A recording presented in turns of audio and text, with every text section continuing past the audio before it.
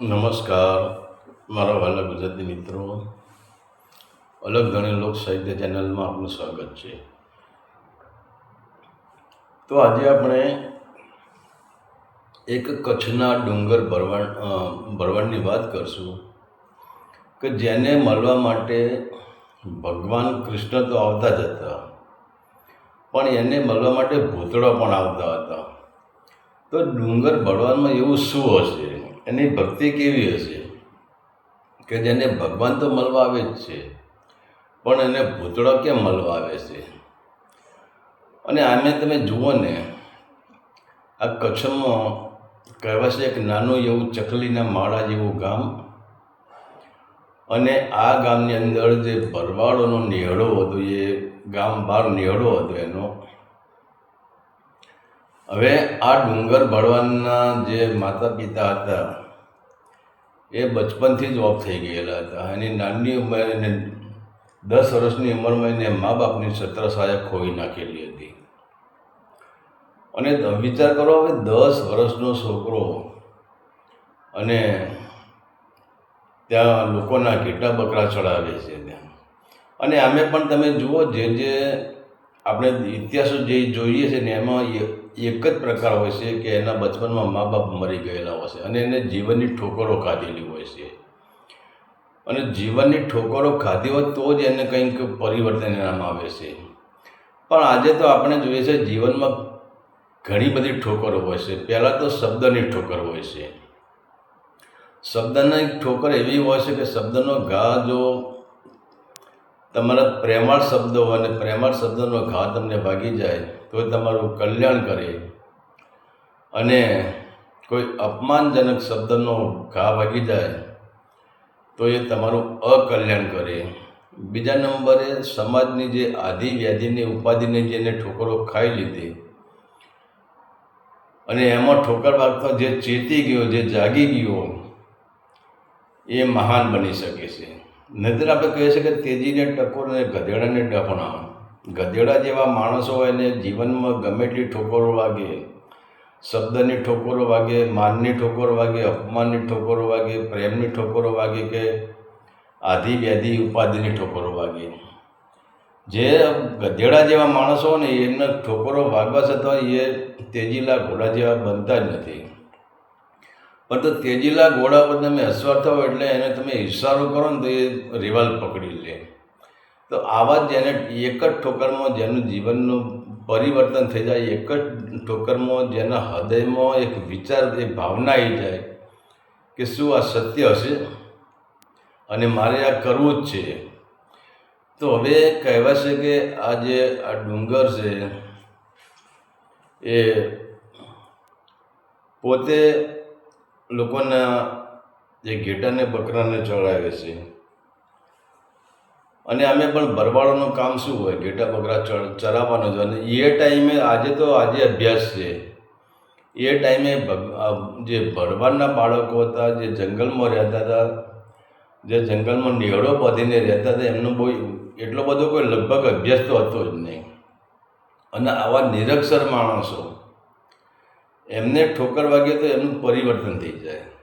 આજે આપણે જુઓ તો કેટલો અભ્યાસ આગળ વધી રહ્યો છે. જેમ અભ્યાસ આગળ વધી રહ્યો એમ ઠોકરો પણ વધારે વાગી રહી, પણ માણસનું પરિવર્તન થતું નથી આજે.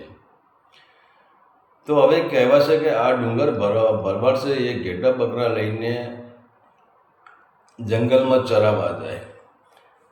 એના પોતાના પણ ઘેટા બકરા હતા, પણ એવો બચપનથી જ એવો પ્રેમી માણસ, બચપનથી એવો આનંદી માણસ, ત્યાં જઈને કોઈ સાધુ સંત નીકળે તો પાણી.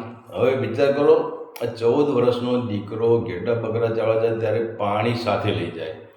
એને ખબર છે કે ક્યાંય પાણી ન મળે, કોઈ મુસાફર આવે, એને તરસ લાગી હોય, એને પ્યાસ લાગી હોય, કોઈ બીજો વટે મારવું આવે, કોઈ સાધુ સંત આવે, એને પાણી ન મળે તો બિચારાને. તો હવે આ બચપનથી જ આના અંદર એક સત્યની ભાવના પડી હતી. તો એ પાણી પણ લઈ જાય, અને ગમે તે આવે એને પોતાની બકરી વગર પોતાનું જે ઘેટું હોય એને દોઈ લે અને દૂધ પણ પાય, લોકોનું સન્માન પણ કરે. પછી એ સાધુ હોય કે કોઈ વટે મારવું હોય, પણ મૂળ પ્રેમી માણસ હતો. તો એક દિવસ એવી ઘટના ઘટી તે આ જેવા ઘેટા બકરા લઈને જંગલમાં જતો હતો.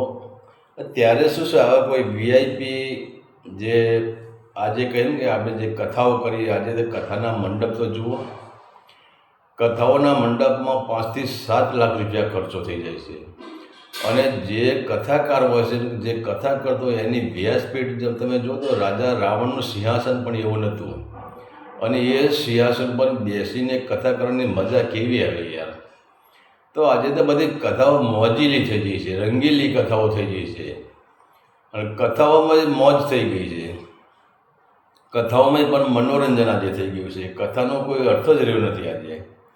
પણ એ ટાઈમે કહેવાય છે કે જે સાધુ સંતો કે જે આવા પંડિતો હતા એ જે કથાઓ તો ચાલુ જ હતી, કથાઓ કરતા, પણ કથાઓ જંગલમાં લોકો કરતા. કોઈ સારું ઝાડ મળી જાય, એ સારા ઝાડના નીચે બેઠા હોય, એના સાયણે બેઠા હોય ને અહીંયા કથાઓ હાલતી હતી. તો હવે આ જે ડુંગર ભરવાડ છે એ અહીંયા એક સાધુ મહાત્મા છે, એ કથામાં સત્સંગ કરી રહ્યા છે, કથા કરી રહ્યા છે. અને ત્યાંથી ને પછીને આ જે આ ડુંગર છે ત્યાંથી ને નીકળે છે. અને હજુ એ સાધુ પાસે તો ઊભો રહ્યો જ નથી, એના ગીટા ચાલતા હોય એમ જ ચાલતો જાય છે. પણ એના કારણે સંસ્કાર પડે છે કે તમારી જો ભાવના સાચી હોય ને તમે હૃદયથી તમે ભગવાનને પ્રેમ કરો તો ભગવાનને રૂબરૂ તમારે ત્યાં આવવું પડે. તમે ભગવાનના દર્શન કરી શકો, રૂબરૂ તમારે ભગવાન તમને દર્શન આપવા આવે. જાણે કે સબરીના ત્યાં રામ પધાર્યા હતા, પછી મીરાબાઈના ત્યાં કૃષ્ણ આવ્યા, નરસિંહ મહેતાનું કૃષ્ણએ કામ કર્યું. આ બધા આવા શબ્દો આ ડુંગરના કાનોમાં પડવા માંડ્યા. તો એને થઈ ગયું કે શું સાક્ષાત આપણને ભગવાન મળી શકે, સાક્ષાત ભગવાનના આપણે દર્શન કરી શકીએ. આના અંદર બધી એક જ લગ્ન લાગી ગઈ, તું હી ઠાકર, તું હી ઠાકર, તું હી ઠાકર. હવે વિચાર કહો, આને પણ કોઈ ગુરુ કરાવ્યા નથી, ખાલી એક સાધુના શબ્દ સાંભળી ગયા. એને તો ગુરુ તો કરાવ્યા જ નથી, પણ એક સાધુના શબ્દ સાંભળી ગયા કે તમને ઠાકર મળે, તમને દ્વારકાધીશ મળી જાય, તમને ભગવાનના દર્શન થાય. ત્યારથી એના અંતરાત્મામાં એક જ નામ પડી ગયું, તું હી ઠાકર. અને પછી તો ઘેટા બકરા ચાલો જાય, તું હી ઠાકર, તું હી ઠાકર, તું હી ઠાકર, તું હી ઠાકર, એક જ નામની માળા કરે. પછી સાંજે ઘેટા બકરા લઈને જ્યારે ઘરે આવે તો બીજા દિવસે લોકોને કહી દીધું, હું કાલે કોઈનો ઘેટા બકરા ચરાવવા જવાનું નથી. તો ગામવાળા કે ભાઈ તને તકલીફ શું છે, અમે તને ચરાવી આપીએ છીએ. ભરવાડો લોકો કહે કે મારે કોઈની ચરાઈ લેવી નહીં, મારે ભગવાનના દર્શન કરવા છે, મારે ઠાકરના દર્શન કરવા છે, મારે દ્વારકાધીશના દર્શન કરવા છે. ત્યારે પછી ગામવાળાને એવું લાગ્યું કે આ પાગલ થઈ ગયો લાગે છે. તો પછી ગામમાં એક કહેવાય છે કે કૃષ્ણ મંદિર હતું, એક રામજી મંદિર હતું નાનું એવું, એમના નેહડાની બાજુમાં. ત્યાં એને લઈ જશે કે જો ભાઈ આ કૃષ્ણ આ બેઠા, એ કૃષ્ણ, બીજા કયા કૃષ્ણ કહે. એ કૃષ્ણના જે પૂજા કરતા હોય એ પૂજારી આવે છે ને એને કહે ભાઈ આરે એ જ ભગવાન છે, આના સિવાય બીજા કોઈ ભગવાન જ નથી. રામજી મંદિરમાં જાય છે તો રામજી મંદિરના પૂજારી એ જ કહે છે કે આરે એ જ રામ, આના સિવાય બીજા કોઈ રામ નથી. પણ આના અંદર સાધુના વચનો પડી ગયા છે, સાધુના શબ્દો પડી ગયા છે. અને સાધુના શબ્દોએ એવી એને પ્યાસ ઊભી કરી છે કે હું ક્યારે કૃષ્ણના દર્શન કરી લઉં, ક્યારે ઠાકરના દર્શન કરી લઉં, ક્યારે દ્વારકાધીશના દર્શન કરી લઉં. તો હવે ગામના લોકોએ નક્કી કર્યું કે આને એક કામ કરો, હવે આપણે આને કૃષ્ણ મંદિરમાં લઈ ગયા, રામજી મંદિરમાં એને લઈ ગયા. તો પછી હવે આને આપણે શું કરવું પડશે.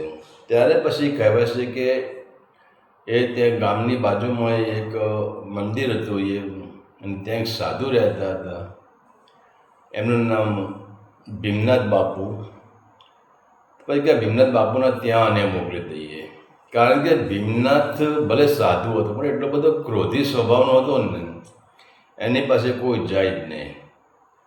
હવે સાધુ થયા પછી સ્વભાવ ન સુધરે તો સાધુપણાને શું કરવાનું. એની પાસે કોઈ જાતને આવો ક્રોધી સ્વભાવનો હતો. તો ભાઈ ગામ લોકોએ વિચાર કર્યો કે આ ડુંગરિયાને ત્યાં જ મોકલી દઈએ, એટલે સાધુએ આને પોસડો કરી દેશે, પછી એ ભગવાને ભૂલી જશે ને બધું ભૂલી જશે. ત્યારે પછી ગામ લોકોએ કહ્યું કે કે ભાઈ તારે ડુંગર, તારે જો ભગવાન જોઈતા હોય તો તારે એક કામ કરવું પડે, તારે ગુરુ કરાવવા પડે. તો પછી કે ગુરુ તો હું ક્યાંથી કરાવો? કે આપણા કે ભીમનાથ બાપુ છે જ ને, એમને તું ગુરુ કરાવી લે, એમના આશ્રમમાં તું વયો જા. હવે આ ડુંગર છે ભીમનાથ બાપુના આશ્રમમાં જાય છે, અને જઈને તરત જેમ લાકડી પડે એમ ભીમનાથ બાપુના ચરણોમાં પડી ગયો છે. ત્યારે ભીમનાથ બાપુને ક્રોધ તો આવ્યો, અમે ક્રોધિત માણસ હતો, એને ક્રોધ આવ્યો, પણ એના ચરણોમાં નમી ગયો. એટલે પછી એને બેઠો કર્યો, બેસાડ્યો, પાણી પાયું અને બોલ કે ડુંગર, બોલ બેટા કેમ તું આવ્યો? ત્યારે એને કીધું કે ગુરુજી મારે કંઈ નહીં, મારે ભગવાન, મારે દ્વારકાધીશના દર્શન કરવા છે, ઠાકરના દર્શન કરવા છે. ત્યારે હવે ભીમનાથે વિચાર કર્યો કે આ છે ભલે આની ઉંમર નાની છે, પણ આ માયાળુ છે અને અંદરથી આની પૂરેપૂરી ભાવના છે કે ઠાકરના દર્શન કરવા છે. ત્યારે ભીમનાથે કહ્યું એક કામ કર, તો અહીંયા ભીમનાથ બાપુ છે ને એ ગાયો રાખતા હતા, તું કે મારા આશ્રમમાં તું સેવા કર, અને સમય આવે જ્યારે ભગવાન આવશે ને, ભગવાન અહીંયા આવે જ છે, પણ હવે દર વર્ષે એક જ દિવસ ભગવાન આવે છે. તો જ્યારે ભગવાન આવશે ત્યારે હું તને કહી દઈશ કે આજે ભગવાન આવ્યા, આના દર્શન કરી લે. તો એમ ભીમનાથના મનમાં એવું હતું કે કંઈ કરીને અહીંયા ટકી જાય તો મારા આશ્રમની સેવા ચાલે. પછી તો આ ડુંગર જે ભરવાડ છે એ આશ્રમની સેવા જ કરવા માંડ્યો. સવારે ઉઠીને સેવા કરે, આશ્રમ વાળવાનો, ગાયોનું છાણ ભરવાનું, ગાયોને ઘાસ પૂરો કરવાનું, નિરામણ કરવાનું, ગાયોને પાવાની, બીજા કોઈ જે સાધુ સંતો હોય એમનું સ્વાગત કરવાનું. પણ એનો કરતો તો બધું, પણ એના અંદર એક જ રચના ચાલુ હતી, અને એ જીભથી નહીં પણ હૃદયથી, તું હિ ઠાકર, તું હિ ઠાકર, તું હિ ઠાકર, તું હિ ઠાકર, તું હિ ઠાકર, એ એક જ એનું રટણ હતું. આમ કરતાં કરતાં તો 3 મહિના નીકળી ગયા. 3 મહિના નીકળી ગયા એટલે પછી આ ડુંગરે એના ગુરુજી એટલે કે ભીમનાથને પૂછ્યું, ગુરુજી દ્વારકાધીશ આવ્યા કે ના હજુ આવ્યા નથી? તો બીજા 3 મહિને પૂછતો રહે. એમ કરતાં કરતાં એક દિવસ હવે આ જે સાધુઓ હતા એ ક્રોધિતો હતા જ. આમ કરતાં કરતાં 2 વર્ષના વાણા આવી ગયા, અને બીજા વર્ષે પછી સવારે હજુ તો આ સાધુ ઉઠ્યા છે, ઉઠાજીને હજુ દાંતણ પાણી કરતા હતા, અને ત્યાં જ ડુંગર ભરવાડ પહોંચી ગયો અને તરત કીધું કે ગુરુજી દ્વારકાધીશના ભગવાન આવ્યા હતા. એટલે ગુરુજીએ કીધું કે હવે આને આમ તો ક્રોધી સ્વભાવના હતા, એટલે કે હા આવ્યા હતા ખરા, પણ એમને એવું કીધું કે આપણી આશ્રમની જે બાજુમાં પાછળ જે વાવ છે ને એ વાવમાં ભગવાન છે. તો એમને કીધું કે આ ડુંગર આવે તો વાવમાં મોકલી દેજો, હું વાવમાં બેઠો છું. તો વાવમાં તું ભૂસકો મારી દે તો ભગવાન મળી જશે. હવે આને તો એના આશ્રમમાંથી એના એવું લાગે કે આ લાવ્યાથી લપ જતી રહે તો સારું. પણ વિચાર તો કરો, પહેલાંના અંદર તો બસ એક સદગુરુના વચન ઉપર વિશ્વાસ હતો, અને એના અંદર તુહિ ઠાકરનું નામનું રટણ ચાલુ હતું, સતત રટણ ચાલુ હતું. અને ત્યાં હવે વાવમાં જઈને એને બિલકુલ વિચાર કર્યો જ નથી. વાવમાં જો એટલે જેમ પોતાના ખાટલામાં એ ઘર ઉપરથી નીચે આવતો ખાટલામાં સૂઈ જતો હોય, સીધો જ એને ભૂસકો માર્યો વાવમાં. તું હે ઠાકર, તું હે ઠાકર કર, હે ઠાકર, હે ભગવાન મને દર્શન દેજો, હે ઠાકર મને દર્શન દેજો, હે દ્વારકાધીશ મને દર્શન દેજો. આમ જ વાવમાં ભૂસકો માર્યો, ત્યાં વિચાર તો કરે હવે વાવમાં ભગવાનને પ્રગટ થવું પડ્યું. અને જેમ પોતાનો બાપ પોતાના બાળકને ઝીલી લે એ રીતે ભગવાને આ ડુંગર ઝીલી લીધો ભરવાડને. એ વાવમાંથી બહાર આવ્યા. બહાર આવ્યા પછી એને પૂછ્યું કે તમે કોણ છો? એટલે દ્વારકાધીશે કહ્યું કે ડુંગર હું પોતે દ્વારકાધીશ છું, પણ કે મેં તો તમને કોઈ દિવસ જોયા નથી, એટલે મને શી ખાતરી કે તમે દ્વારકાધીશ છો? આવો તો તમારા જેવા રૂપ લઈને તો અમારા ગામમાં જે નાટક કંપનીવાળા આવે છે ને એ તમારા જેવા રૂપ ધારણ કરે છે અને તમારા જેવા જ હોય છે. તો મને શી ખબર તમે દ્વારકાધીશ છો, તમે નાટક કંપનીવાળા, તો મને શી ખબર. આટલો બધો ભોળિયો માણસ, વિચાર તો કરો. એને ખબર છે કે દ્વારકાધીશે મને આ વાવમાં મેં જ્યારે ભૂસકો માર્યો, ધુમકો માર્યો, ત્યારે મને બંને હાથેથી મેં ઝીલી લીધો તો મને વાવમાંથી બહાર કાઢ્યો છે. એમ છતાં કેટલો ભોળા સ્વભાવનો માણસ. એને કીધું મને શી ખબર કે તમે દ્વારકાધીશ છો. જો મારા ગુરુ આવીને કહી દે કે આ દ્વારકાધીશ તો હું માનું. ત્યારે ભગવાન કે એક કામ કરતું, તારા ગુરુ પાસે જા અને તારા ગુરુને તું બોલાવી લાવ. ત્યારે હવે આ જે ડુંગર ભરો કે મારા ગુરુજીએ દ્વારકાધીશને જોયેલા છે, એટલે એ ઓળખી જશે તમે સાચા છો ખોટા છો. હવે આ ડુંગર ભરવાડે વિચાર કર્યો કે આ તો હવે નક્કી ના કહેવાય આ લોકોનું. તો હું ગુરુજીને બોલાવું ને નીકળી જાય તો ત્યારે ડુંગર ભરવાડ કે એક કામ કરો, તમે આ ઝાડનું થળિયું છે ને, થળિયે તમે ઊભા રહો એટલે હું તમને બાંધી દઉં, તમે ક્યાંય જતા ના રહો.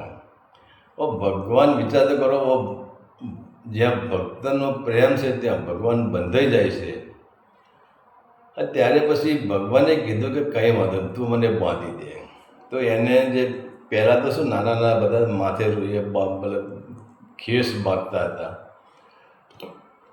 હવે વિચાર તો કરો, એનો ખેસ છાણવાળો ને કાદવવાળો ને એના પરસેવાવાળો આવો ગંદો એના માથે ખેસ હતો અને ખેસથી ભગવાન બંધાઈ ગયા. પણ ભગવાન ખેસથી નથી બંધાઈ ગયા, ભગવાન પ્રેમથી બંધાઈ ગયા છે. અને પછી ત્યાંથી તો આ ડુંગર ભરવાડ છે ત્યાંથી પછી ગળગળતી દોટ મેલી અને સીધા જ હજુ તો એના ગુરુજી પૂજા કરે છે અને પૂજા હજુ પૂરી થવાની તૈયારી છે. ત્યાં ગળગળતી દોટ મેલીને આ ડુંગર ભરવાડ આવી ગયો ગુરુજી જોડે અને ગુરુજીના ચરણોમાં પડે, ગુરુજી ચલો એ આ બધું છોડો, હું તમને દ્વારકાધીશ બતાવું, દ્વારકાધીશના દર્શન કરાવું. ત્યારે ગુરુજીને હવે વિચાર કરો કે ભલે ક્રોધી સાધુ ગમે તે, પણ જે અમુક સાધુને અમુક એના લક્ષણોને ખ્યાલ આવી જાય કે જ્યારે આ ડુંગર ભરવાડને એના ગુરુજી પાસે સવારે આવ્યો અને ગુરુજીએ એને કહ્યું હતું કે તો વાવમાં ધુમકો મારી દે, વાવમાં કૂદી પડ, તને દ્વારકાધીશ મળી જશે. ત્યારે એના શરીરનું તેજ જુદું હતું, ત્યારે એની આંખોનું તેજ જુદું હતું. પણ અત્યારે મને બોલાવે તો આને આંખોમાં તેજ લાગે છે, આના ચહેરા પર આનંદનો ભાવ લાગે છે. તો ગુરુજીને નક્કી થઈ ગયું કે દ્વારકાધીશ આવ્યા જ હશે. ત્યારે ગુરુજીએ એને કીધું કે ડુંગર દ્વારકાધીશ તારા ત્યાં પધાર્યા છે ને? કે હા બાપુ, કે દ્વારકાધીશ આવી ગયા છે. હવે વિચાર કરો, ગુરુજીને લઈને ત્યાં જાય છે અને ત્યાં ગયા પછી હવે ગુરુજીને તો દ્વારકાધીશના દર્શન થતા જ નથી. તો ગુરુજી કે આ ક્યાં છે? એટલે કે આ જો ને ઝાડે તે બાંધેલા છે, હજુ તમે એમને ખોલ્યા નથી. ત્યારે પછી એ દ્વારકાધીશને પ્રાર્થના કરે કે ગુરુજી મને જેવા તમે દર્શન, મારા ગુરુજીને પણ તમે દર્શન આપો. ત્યારે દ્વારકાધીશ પોતે ગુરુજીને દર્શન આપે છે. પણ હવે આ છોડવાનું ભૂલી ગયો. દ્વારકાધીશ કે એટલે તું મને છોડ તો કરો ભાઈ, મેં તને દર્શન આપ્યા, તારા ગુરુજીને દર્શન, પણ તારે મને છોડવાનું નહીં. હવે વિચાર તો કરો, કેટલું ભક્તનું હૃદય કેટલું ભોળા ભાવનું હશે. અને પછી એ ભગવાનને છોડે છે, ભગવાનના ચરણોમાં પડી જાય છે, ભગવાન એને આશીર્વાદ આપે છે. હવે ત્યારે પછી એવી ઘટના ઘટે છે કે જ્યાં આ ડુંગર ભરવાડ જ્યારે એની આજુબાજુમાં ભૂતળા ફરતા હતા, ત્યારે દ્વારકાધીશ કહે કે આ ડુંગર તારી બાજુમાં ભૂતળા પર તને ખબર છે? ત્યારે હવે ડુંગર કહે છે કે હે ભગવાન, હવે તો મને તમે મળે ને મારે ભૂતળાની શું જરૂર છે? મને કોઈની આ જગતમાં બીક જ નથી. તમે મળ્યા, મારો બધો ભય ભાગી ગયો. ત્યારે ભગવાન કૃષ્ણને કહે છે કે પ્રભુ, આ ભૂતળા મારી પાસે કેમ આવે છે? અને વાત પણ સાચી તમે પણ જુઓ, કોઈ પણ સાધુ સંત, કોઈ સંન્યાસી હોય કોઈ પણ જગ્યાએ એની જો અસલ સાધના હોય, ભલે સંસારમાં હોય કે જંગલમાં હોય કે પહાડોમાં હોય કે ગુફાઓમાં હોય, એની જો અસલ સાધના હોય તો આજે પણ જ્યાં એ સાધના કરતો હોય ત્યાં ભૂત ટોળી ફરજિયાત હાજર હોય. આપણે જોઈએ કે શિવના સાનિધ્યમાં ભૂત કેમ, આ પૂરો પ્રત્યક્ષ પુરાવો છે કે જે તમે સાધના કરતા હોય, તમારો જે આત્મા છે શિવ તત્વમાં, પછી રૂપ ગમે તેનું હોય, કૃષ્ણનું રૂપ હોય, રામનું રૂપ હોય, બ્રહ્મા વિષ્ણુ મહેશનું રૂપ હોય, કોઈ પણ રૂપની તમે સાધના કરતા હોય તો જેમ શિવ પાસે ભૂત ટોળી હોય એમ દરેક સાધક પાસે, દરેક સાધુ સંત પાસે ભૂત ટોળી 100% હોય જ. એનું કારણ છે કે હવે ભૂતવ બન્યા એટલે ભૂત ક્યારે બન્યા કે આશા ત્યાં વાસાને સુરતા કોઈ અવગત્ય જીવડા ગયા એ ભૂત યોનિમાં પ્રવેશ કરી લે છે. પણ હવે ભૂતને પણ મુક્તિ માટે ભૂત લોકો આવા માણસને શોધતા હોય છે, તપસ્વીઓને શોધતા હોય છે, સાધુઓને શોધતા હોય છે, સંતોને શોધતા હોય છે, ધ્યાનીઓને શોધતા હોય છે, અને આવા જે વિરલ ભક્તો હોય એમને પણ ભૂતળા શોધતા હોય છે. ત્યારે પછી હવે આ ડુંગર ભરવાડે ભગવાન વિચાર તો કરો કે આમ કેટલો ઉદાર દિલનો માણસ, કેટલો ભોળા દિલનો માણસ. હવે આ ભગવાન કૃષ્ણને કે ભૂતળાને હવે શું મારી પાસે કેમ આવે છે, આનો જવાબ તમે આપો.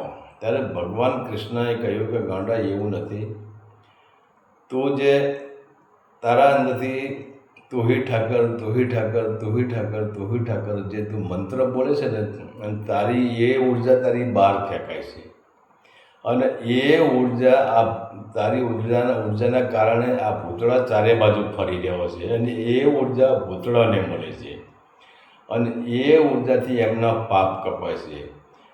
ત્યારે ભગવાને કીધું જેમ સવારે સૂર્ય ઉગીને સૂર્યનો પ્રકાશ પૃથ્વી પર પડે ને અને અંધકારમાંથી અજવાળું આવી જાય, એમ તારા અંદરથી જે ઉર્જા નીકળે છે ને એ ભૂતળાને મુક્તિ અપાવનારી ઉર્જા છે. તો એટલે તારી પાસે ભૂતળા પડે છે. અને પછી તો કહેવાય છે કે ભૂતળા અને આ જે ડુંગર જે છે ભરવાડ, એ આખી રાત ભૂતળા ભેગો જ બેઠો હોય છે, આખી રાત ભૂતળા સાથે જ એ રમતો હોય છે. અને ભૂતળા એને જોઈને એમ લાગે છે કે ભૂતળાને એમ લાગે કે આ મારો ભગવાન આવ્યો, આ મારો દાતાર આવ્યો. તો હવે વિચાર કરો કે એક 14 વર્ષનો છોકરો, એ 14 વર્ષના આ ડુંગર ભરવાડને ભગવાન પણ મળવા આવે છે, અને ભગવાનને પણ એને વિચાર કેવા બાંધ્યા છે. તો ભક્તોના ઇતિહાસ જુઓ તો આપણને એમ થાય કે વાહ ભક્ત વાહ, જે આ જગતમાં એવું કોઈ બંધન નથી કે જે ટકી શકે. ફક્ત પ્રેમનું જ એક બંધન એવું છે કે જેને તોડવાવાળું આજ સુધી આ જગતમાં કોઈ પેદા થયું નથી. તો ભગવાને એને બાંધ્યા કે તમારે દર મહિને આ દિવસે, આજે તમે મળ્યા, દર મહિને આ દિવસે તમારે મને મળવા આપવાનું. ભગવાન પોતે ફસાઈ ગયા, ભક્તના પ્રેમમાં ભગવાન પોતે ફસાઈ જાય છે. અને ભગવાનને તો મળવા આપવાનું કહી દીધું, પણ ભગવાનને એટલું પણ એને કીધું કે આ જે મારી પાસે આ ભૂતળા છે ને, જે મારી આશાઓ જે આવ્યા છે, મારી ઉર્જા લેશે, હું તું હી ઠાકર કરું છું, એ મંત્રની શક્તિ, એની ઉર્જા લોકો લેશે, તો તમારે આમને પણ મુક્તિ આપવી પડે. વિચાર તો કરો, ભગવાનના પાસે અને 14 વર્ષના છોકરાએ પોતાની તો મુક્તિ થવાની જ છે, પણ ભક્તને પેલા એટલે જે કે ભૂતળાની મુક્તિ માગી લીધી, અને 3જા નંબરે પોતાના ગુરુની પણ મુક્તિ માગી લીધી. તો સંતોની અંદર કયો દયા, કરુણા અને પ્રેમ. સંતોની ઉંમર હોતી નથી. તમે એમ કેમ કરો 80 વર્ષનો છે, સંત 80 વર્ષનો હોય જ નહીં, ભલે આ 14 જ વર્ષનો હતો ડુંગર ભરવાડ, પણ સંતની પ્રકૃતિ ઉંમર સાથે કોઈ લેવા દેવા નથી. એની જે ભાવનાઓ પ્રગટ થઈ જાય એના અંદર, દયાની, પ્રેમની, કરુણાની, એની અંદર ભાવનાઓ પ્રગટ થઈ જાય, તો આવા જ એક સામાન્ય નિરક્ષર અને ઘેટા બકરા ચરાવનાર આ ડુંગરપુરીનો ઇતિહાસ